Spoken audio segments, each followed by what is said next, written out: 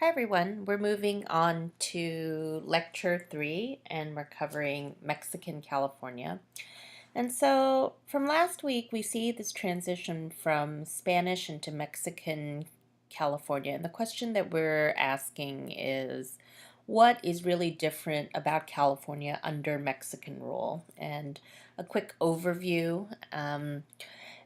We know that California's independence from Spain expands the province's global connection, and in particular, because Mexico liberalizes trade laws, California needed imported manufacturers.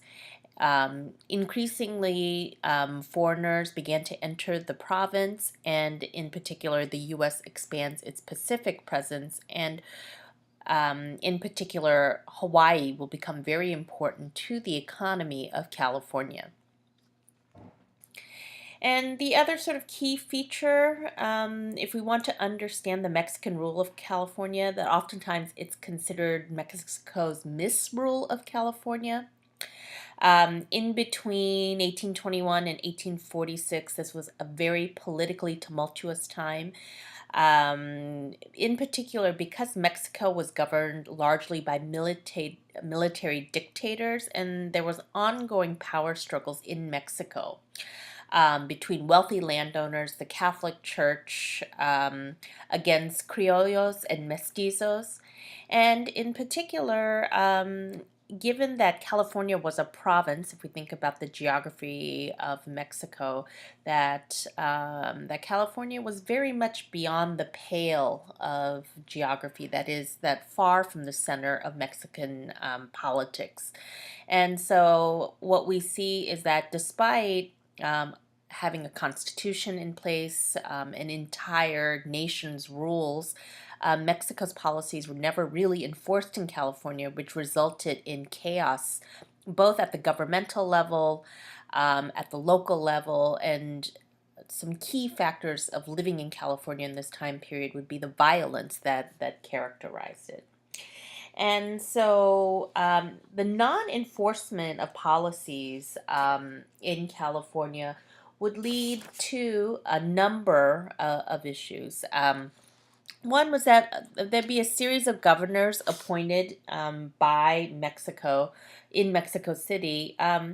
Rarely had any larger vision for California, and were rarely men of talent.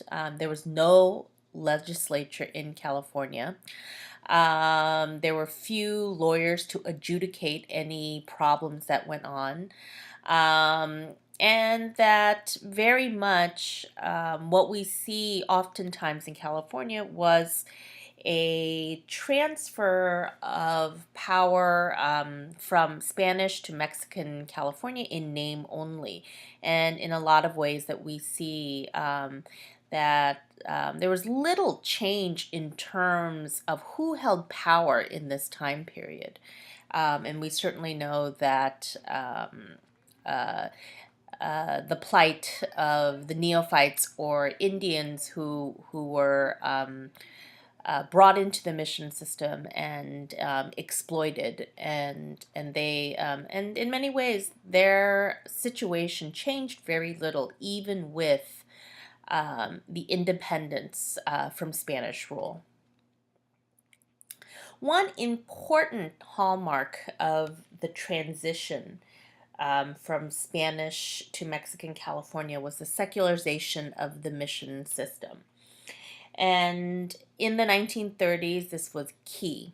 Um, Increasingly, secularization was the divesting missions of land, establishing parish churches, and freeing the neophytes or the Indians. And the timing of this is largely due to the pressure from Mexicans, particularly the ranchos, for cattle grazing land, given how much real estate that the church and the mission system controlled and dominated in this time period, and increasingly that the Indians and California Indians were very resistant to the mission system, that it very much challenged their complete way of living, that it was very hard to keep Indians, California Indians, tied to the missions in the way that the Spanish had envisioned, and particularly as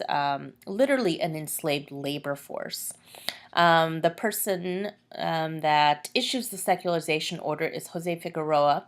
If you're familiar with Figueroa Street in Los Angeles, that's who it's named after. And once the secularization order is issued, the policy is completed. Of course, there was a great deal of resistance on the part of the priests or padres who directed the missions. They really believed that neophytes or the California Indians were not prepared for secularization, neither spiritually nor occupationally. But increasingly, secularization by 1934 was really a done deal. We see that there is resistance, though, on the part of the Spanish. We see that secularization policy was violated, and instead of being transferred to the neophytes, California Indians, that some missionaries opted to slaughter herds, destroy any church property, rather than transferring these resources to the intended parties. In particular, what was also very important in this transition was that the missions were central to the province's maritime economy, and that the missions supplied the presidios, and not only that, and used the cowhides and tallow to exchange for foreign goods, and that importantly that this trade brought in important revenues into the province. While the power structure changed and we have a transfer of power from the mission system into Mexican California, what we really see also is that this maritime trade would continue to flourish. And if you need a number of how many Indians were affected by the secularization order, roughly 18,000 mission Indians. What was very interesting, though, is that in this transfer, we have the rise of what is called rancho society. And so, as this maritime economy and trade flourished, in particular, we see that the importance of both hides and tallow, which you've read about. But what was very important is that we have a larger demand for these goods, particularly the demand for leather and also the demand for animal fat, which was used for cooking, candle making. And this demand was not in the immediate Western region, but in New England, in South America, in Hawaii, and in Asia. And if you remember from a couple of lectures ago, that if we think about California and a Pacific economy, that very much that California was sought after because of its place in Asian maritime trade. When we talk about ranchos, they varied in size. They ranged anywhere from 10,000 to 20,000 acres, and that primarily Californios raised cattle on these ranchos to meet the international market demands for hide and tallow. And we have a real class division here that what we find is that the mission Indians, rather than receiving enough resources to start sort of an independent life, wind up as the poor rancho labor force. So they do the slaughtering, the skinning, the rendering of tallow, and that in some ways that, particularly for the former mission Indians, their plight was not any better, their situation was not any better under Mexican rule. In particular, what was also important about Rancho society was the relationship it had with Hawaii, which became the commercial crossroads of the Pacific. And so California shipped horses and hides to Hawaii. It received sandalwood, which was then traded for other goods in China. And then Chinese goods were shipped to California. And that this trade network led to much of the wealth that we see in California in this time period. In addition, we also not only see maritime trade, we see overland trade, which was less important, but also very important for the future of the California economy, particularly when we start to shift into agriculture. And so the overland exchange included silver blankets, and we had this east-west trade that connected the United States, which was very important, and which would lay the foundation for future transcontinental exchange in the United States. But when we talk about society in general, we're talking about the rancho being the center of California life. There were no educational institutions, no post office, no newspapers. No more than 100 Californians in this time were considered literate. And that it was, again, a society that was shaped by patriarchy,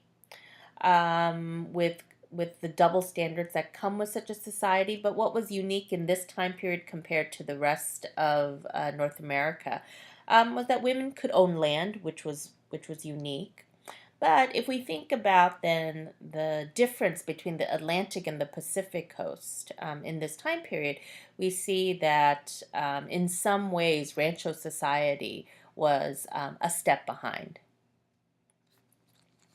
So we can also think about this period as the steady internationalizing of California. Not only do we have this increase in maritime trade with Asia, we also see we see the arrival of American fur trappers, which further internationalizes California. And they come vis-a-vis an overland route. And we have a number of overland immigrants who come and primarily from New England. And you've read about them. We have James Ohio Patty, we have Joseph Rutherford Walker, and so on. And the trade in furs would become a significant economy of its own in California. And and it would add to it would add to and increase the trade that happens in California, which would also place California on the map, and more people, this generated interest in people migrating to California. And slowly this would lead to the belief of California, or would add to the myth of California as a land that was full of opportunity and resources, and there was money to be made here. And so again, we know New England, not only do we have fur trappers who come from New England, but also a lot of the merchant ships would originate in New England and sail to California through a very, very long route around South America.